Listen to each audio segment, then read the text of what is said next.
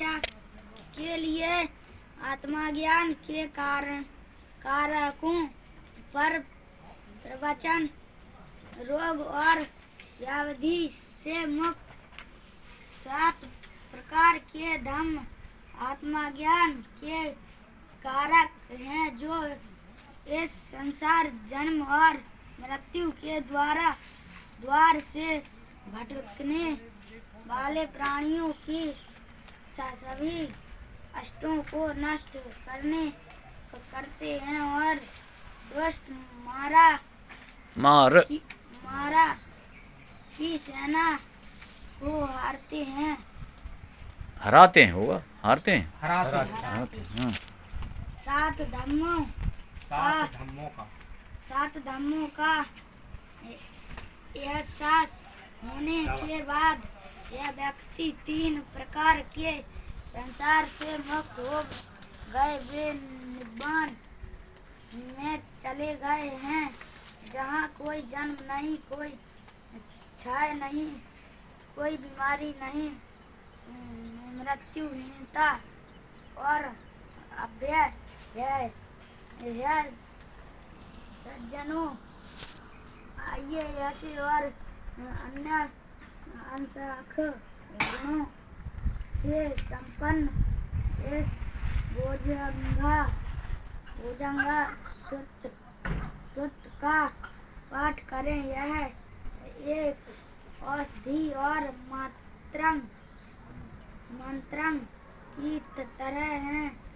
आत्मज्ञान के ये 7 कार्य अर्थात सचेतनता, धम्मों की जांच, प्रयास या ऊर्जा, उत्साह, संत और 2 अन्य एकाग्रता और संभाव के कारक सभी देखने वाले ऋषि द्वारा अच्छी तरह से बताए गए।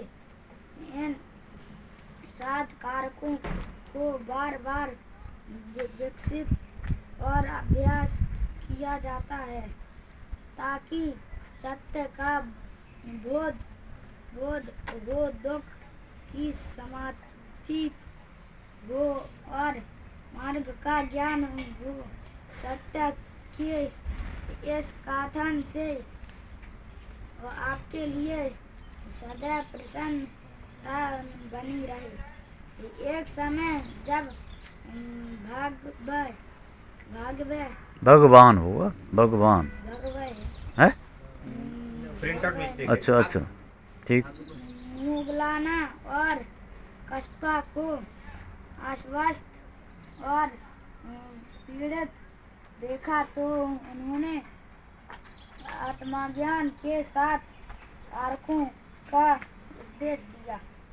वे जिन्होंने प्रवचन का आनंद लिया उसी क्षण रोग से मुक्त हो गए। सत्य के इस कथन से तुम्हें सदैव सुख प्राप्त हो। एक बार जब धम्म के राजा बीमारी से पीड़ित थे तो उन्होंने आदरणीय कुंडा से पूरा प्रवचन करवाया। प्रवचन का आनंद लेने के बाद बुद्ध तुरंत बीमारी से ठीक हो गए। सत्य के इस कथन से तुम्हें सदैव प्रसन्नता प्राप्त हो। जिस प्रकार एक बार आर्य पथ से नष्ट हुए विकास द्वारा उत्पन्न नहीं होते, उसी प्रकार आत्मज्ञान के 7 कारकों से समाप्त हुए 3 महान ऋषियों के रोग द्वारा कभी उत्पन्न नहीं हुए। सत्य के इस कथन से आपके लिए सदैव प्रसन्नता बनी रहे। भुजंगा